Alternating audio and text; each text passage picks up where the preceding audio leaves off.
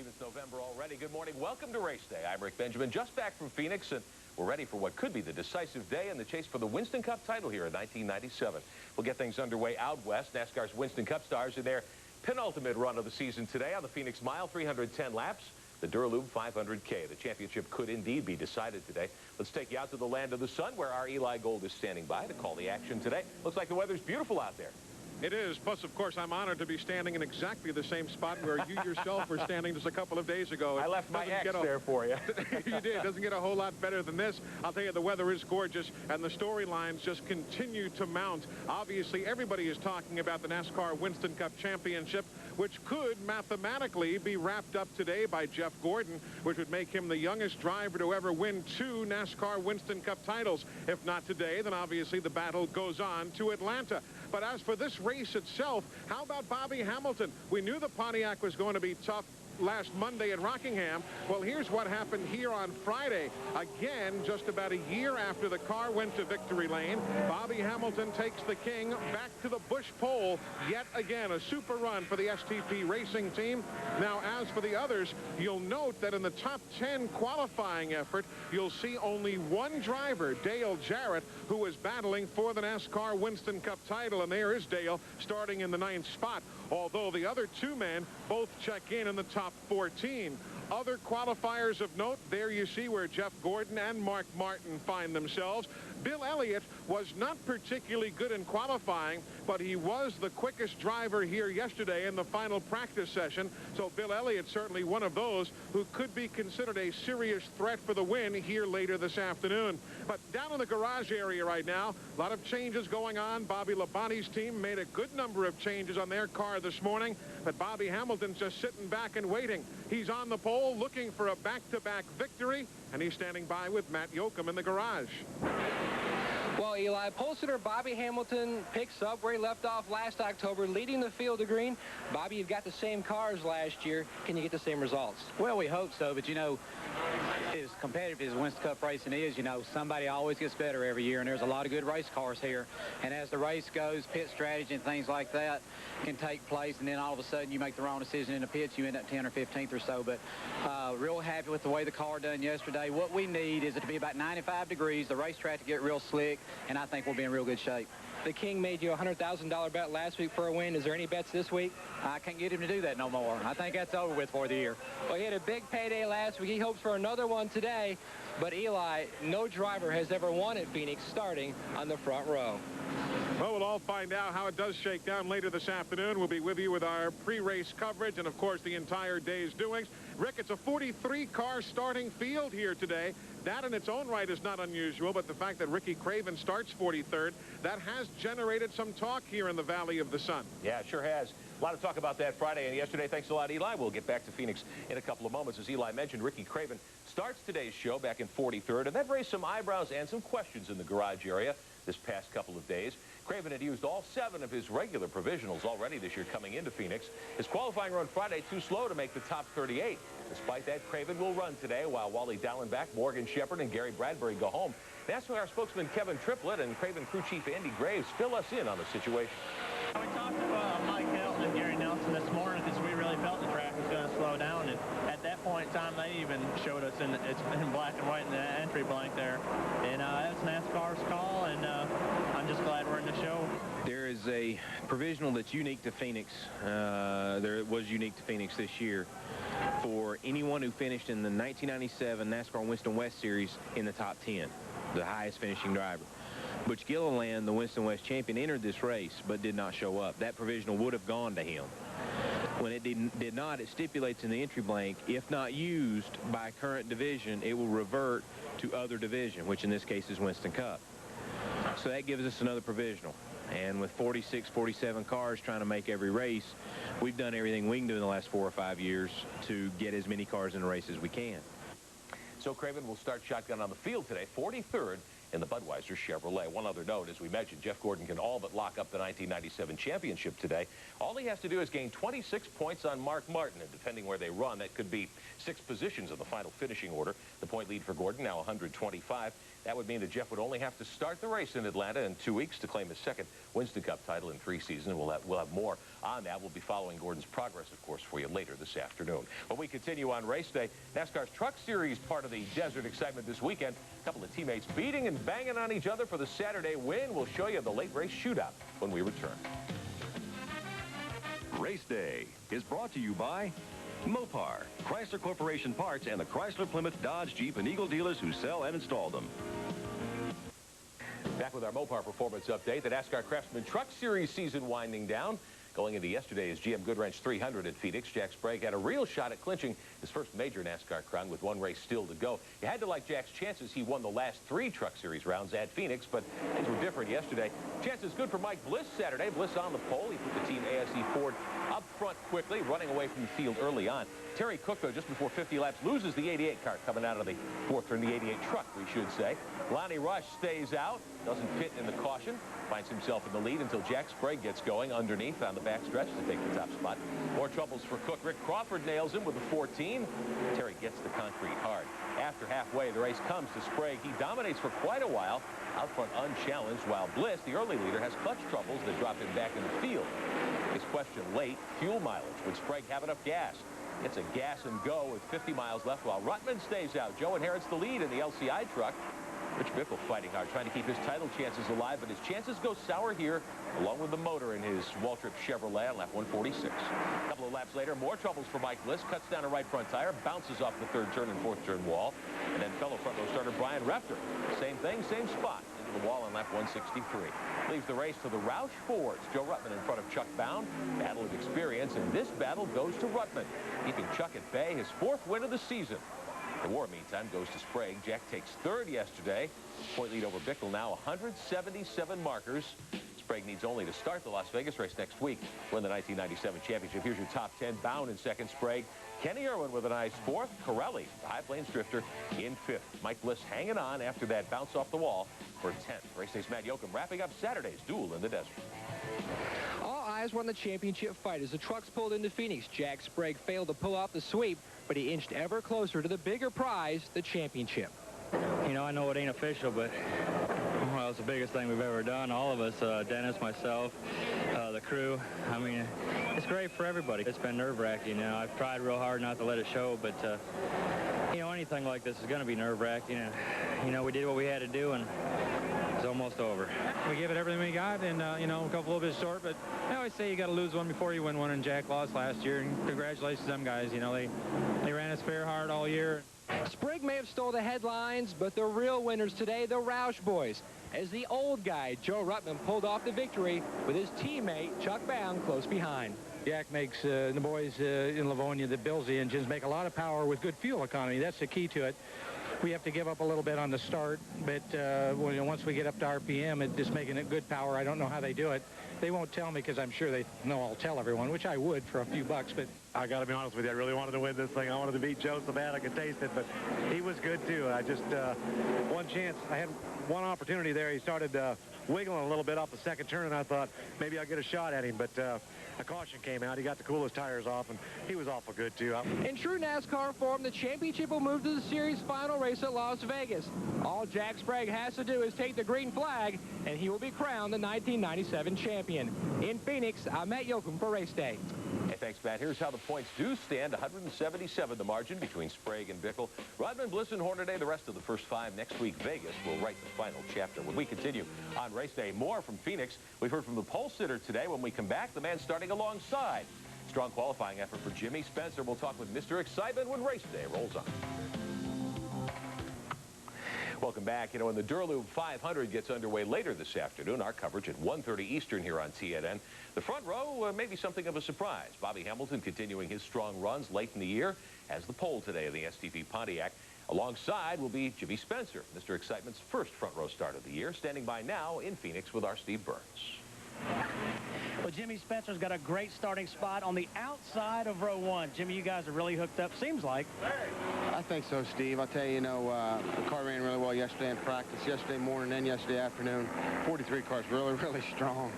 I think the the Camel team's worked hard all year long, and we only have 2 races left to catapult you to 1998 with a new Ford Taurus and Winston Noble campaign. So, we're hoping the Camel car can run in the top 10 here all day long and have a good run with a good solid finish. Jimmy, you guys have had some good runs, perform well, but something seems to happen where you just can't finish. But the performance has been there in many cases. It really has. I'll tell you, we feel like we should have at least 10 or 12, maybe even more top 10 finishes, and we made some mistakes as a team, and we were in the wrong place sometimes. Just a lot of little things happen. Starting up front today, that's important, because this track position is so important. And there's a lot of guys running really well here. Let's face it, Dale Jarrett, Mark Martin, they all run strong. They're going to run good here. Ernie's going to run good here. Dale Earnhardt's running good. I'm hoping the Camel car stays up there all day long, and if we can have some luck and where we're starting and we don't make no mistakes, we should come out here with a good solid run. All right, well, best of luck, and Jimmy Spencer has 2 top 10 finishes here in Phoenix. All right, thanks, Steve. The Winston Cup season racing toward the checkered flag in 2 weeks at Atlanta. A couple of items of note to share with you. This is from the We Must Be Getting Old department. This will mark Kyle Petty's 500th career Winston Cup start today, dating back to Talladega 1979. Since then, Kyle's won 8 races, 8 poles, and he's been in the top 10 30% of the time. You may not realize that. The new PE2 team making great strides this year. 3 top 10s in the last 5 races. The King's son reflecting for us this weekend on his impressive record so far. This is my 500th start, and it's a big deal. It's a milestone for me. I think, obviously, his record as far as his starts and thousands and, Terry Labonte's 500 consecutive is a lot bigger than my 500. I'll say that straight up. But, it doesn't seem like, I've been around a long time. It doesn't seem like I've been driving that long. Well, after today's 500-kilometer bash at Phoenix, the Cup Stars wrap up the season at Atlanta, now reconfigured. The new Atlanta has a double dog-leg main stretch, much like Charlotte, the old backstretch. Speed's much faster now, 7 to 8 miles an hour above the current track record. They're running 194. Plenty of concern among drivers in NASCAR. Talk of maybe using restrictor plates on the cars. That's probably a concern on everybody's mind, and it's just a deal where, you got to, ain't nothing you really do about it, I guess. So I always like going fast, but, when you want to get back down to racing, it's kind of hard to do it at that speed on a racetrack that's, that small. It's not Daytona where it's 2.5 miles. It's 1.5 miles, and it's, one groove. So that makes it tough. It's going to be tough racing, I think. It's nice to be able to make a car go real fast, but I don't really care for these cars going that fast. I just don't think that that we need to be going that fast. You reach a point where is a crash survivable, non-survivable? And these guys are my friends, and I just hate to see anybody get hurt. Maybe the biggest news of the weekend, something that didn't happen. The Penske South and Travis Haas teams canceling a scheduled announcement this morning. Sources telling RaceDay the 2 teams will go ahead and combine forces for next season. Roger Penske apparently planning to buy Carl Haas's share of the Travis Ford team, but the deal is not yet complete. We will keep you posted. Also today in Phoenix, 125th career start for John Andretti. More coming at you on RaceDay. We'll catch you up on some of the waterlogged action from earlier this week. And don't forget to log on to our website, www.country.com. Your personal website for all things country and all things in racing. Our RaceDay commentary up on Tuesday. We'll be right back. RaceDay, brought to you by Glaval Luxury Vans and Trucks, the choice of top NASCAR tracks, teams, and drivers, and the official van conversion company of NASCAR. Call for a dealer near you. By Featherlight Trailers, the official trailer of NASCAR, IndyCar, IRL, and major sponsor of the NHRA. Remember to call Featherlight for all your trailer needs at 1-800-800-1230 or 319-547-6000. Race fans, kick off the 1997 NASCAR season with this exclusive offer, an authentic T&N Motorsports NASCAR Thunder mini helmet made by Simpson Race Products. Call today or visit your local NASCAR Thunder store to purchase this one-of-a-kind limited edition collectible. Call 1-800-338-6016. Subscribe to Stock Car Racing Magazine at the low introductory price of $14.97. Call toll-free 1-888-9-STOCK-CAR. Save 68%. Toll-free 1-888-9-STOCK-CAR. We're back. Before going to Phoenix, the Winston Cup Series had a little unfinished business to take care of last Monday. The rained-out AC Delco 400 run finally at Rockingham Monday. Bobby Labonte's strong second half continued. He was on the pole, but Dale Jarrett grabs the lead here on lap 1. Point leader Jeff Gordon would survive an early scare in this one. The DuPont Chevrolet making contact with the outside wall pretty hard. The car was okay. The Bud team and Ricky Craven had one of their best days of the year, strong on the shorter runs. Tough day, though, for Jeff Burton. First, watch this. He has to go to the back of the pack, for speeding on pit road after Gary Bradbury got the wall. Then, while coming through traffic, he tangles up with brother Warburton. Jeff backs into the fence. Up front, Dale Jarrett had the lead as we look ahead to less than 30 laps to go. Jarrett to the inside. Craven was tough. He'll make a move here by the 88 and go to the lead with 18 miles to go. But Ricky didn't have the tires at the end to hold off Bobby Hamilton. Hamilton first by Jarrett, then by Craven in the Kings 43.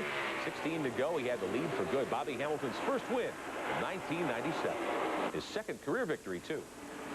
We had been pretty good on short runs anyhow. I was concerned about the 25 car, but I guess his strong point was long runs too. But I knew we had a good car for short runs. So your winner, Hamilton, nice 5th place for Dick Trickle. Now we'll show you drag racing Monday. The NHRA running after that Sunday rain out. Top Fuel final. Corey Mack. Well, he wasn't there. It was Gary Scelzi and Larry Dixon. Dixon on the far side smokes him. Scelzi's motor blows up, but Scelzi hangs on for the win. All he has to do is show up and qualify at Pomona, and he's got the championship in 1997. And in funny car, Dean Scusa. In the other Castrol machine, Scusa far side, the Matco Tools car. This is Tony Pedregon in the Castrol number 2. Pedregon lights him up off the line. Scusa goes 307 miles an hour to win his sponsors race in Houston last Monday. And then in Pro Stock, only his second win as a pro, second race as a pro. Jake Coughlin Jr. close to you there in the yellow Jags machine. Mark Osborne on the far side in the Camaro. Coughlin will get away first and power to the victory. And in doing so, he becomes the first driver to win in 4 categories in one season, picking up wins in competition, super stock, and super gas as well. And Osborne there in a Pontiac, I should say. Now, we won't show you the NHRA points, but we will tell you more about Jack Sprague. Next week, the NASCAR Craftsman Truckers go to Las Vegas, and the title's all but decided. Hendrick driver Jack Sprague needs only to start at Vegas, as we told you, to win the title. It's the culmination of a season-long effort for Mile Track Jack. Our Bob Dillner has Sprague's story. Everybody wants to win the championship. It's just another, mark in your resume, per se, I guess. But, this team has done awesome all year. They've given me great trucks to race. Quaker State Chevrolets ran awful well. It's been a frustrating year because we really should have won a lot more races, and we're in position to do that and just didn't capitalize on it. So, it's been a good year, but it hasn't been a great year. Despite the frustration of having to race for the championship lately, Jack Sprague is sitting pretty heading into next week's race at Las Vegas. After a 3rd-place finish yesterday in Phoenix, Sprague needs only to start the season finale to score his first truck title for he and Rick Hendrick. I want it worse for him than I do myself. I'll survive. I've survived all my life, and he will too, but he hasn't had a truck championship yet, and he wants it bad, and I want it bad for Hendrick Motorsports and Rick and Quaker State. And this whole team, they've worked hard enough, they deserve it. A couple of weeks after the Craftsman Truck Series wraps up, it's off to Japan, where Sprague will fill in for Terry Labonte during the Cup exhibition at Suzuka. I got elected to ride a 14-hour airplane flight to go to Japan to race a little race there. But, I've never been to Japan, so it'll be an experience. We'll go out there and see if we can't win that thing. Now, there has been a lot of talk about Jack Sprague and a 4th Winston Cup team for Hendrick Motorsports next year, but that won't be happening. In fact, Jack Sprague will be right back here in the truck shop in '98. Working on some stuff, it didn't pan out, and just got to a point where it was too late in the season to try to make things happen too fast. So we'll run the truck series next year, and hopefully in '99 we'll race Winston Cup cars. I about have to. I'm getting to the age where I'm going to have to do it. And God knows I want to do it here worse than anything. So hopefully we can put it together, and in '99 we'll do it. Reporting for Race Day, I'm Bob Dillner. Jack is a terrific talent. Here's how the champions stack up. Takes a great year to win. Mike Skinner, the first truck champion with 8 victories. Then Hornaday Sprague has 3. Would be 3 Chevrolet truck championships in a row if it happens next week. But we continue on Race Day. We'll give you a look at what's coming up on television today. All of the action right here on TNN. Our live coverage of the Durlube 500 starts with a preview at 1:30 Eastern. Well, that's Race Day this Sunday. Thanks for being with us. We're back with you tonight, our regular time at 10 o'clock Eastern to wrap up the day. The Winston Cup duel in the desert. Maybe a new champion will be crowned. All the news from this week in motorsports, too. A big shakeup within Ford's racing division. And we'll have a story that you won't want to miss on the possible return of convertible stock cars to super speedways. That and much more coming your way tonight. We'll see you with the PM edition of Race Day at 10 o'clock Eastern. Our coverage of the Durlube 500 starts at 1:30 Eastern. Have a great afternoon. Race Day is brought to you by Mopar, Chrysler Corporation Parts, and the Chrysler, Plymouth, Dodge, Jeep, and Eagle dealers who sell and install them. Drivers, race teams, and race fans, the 1998 Team Simpson Racing Catalog is now available. For more information, call 1-800-71-RACE-IT or visit the Simpson website at simpsonraceproducts.com and join Team Simpson today. Go behind the scenes with Ernie Irvan in the exclusive video documenting his triumphant return to racing. Order Miracles Happen, the Ernie Irvan comeback. Call 1-800-385-3087. Radio communications are provided by Racing Radios. For all your business and racing communications needs, as well as scanners and frequency lists, call on Racing Radios at 1-800-669-1522. For only $19.95 plus shipping and handling, you can get your copy of RCR, The Making of Champions video today by calling 1-800-981-7854. Race fans, you make the call. New LCI residential long-distance customers receive 30 minutes of free domestic calling and the World Card Plus calling card featuring participating drivers. Don't delay. Call now 1-888-TEAM-LCI. For everything automotive on the World Wide Web, www.theautochannel.com.